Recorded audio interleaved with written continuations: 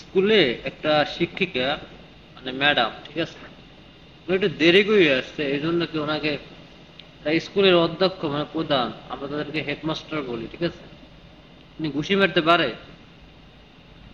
আপনাদের বিবেচনায় কি বলে এটাকে,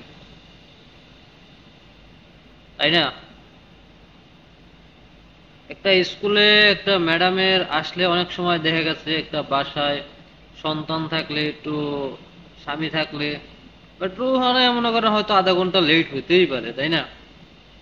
কন্টিনিউ হবে এমনটা না, ঠিক আছে, মাঝে মধ্যে লেট একটু হতেই পারে। এই বলে কি একজন স্কুলের প্রধান উনি ঘুষি মারতে পারে? উনি তো প্রধান হওয়ার যোগ্যতা রাখে না, কিভাবে রাখে বলেন? ওনার ভিতরে তো শিক্ষায় অন্ধকার। আপনারা দেখেন ছবিটা ভালো করে, যে উনি যে কাজটা করছে এর ভিতরে ওনার মানে শিক্ষার যে কোনো নৈতিকতা আছে এটা মনে করেন আমি বুঝতে পারি না, কারণ যতটুকু দেখতে পাইছি সবই অন্ধকার।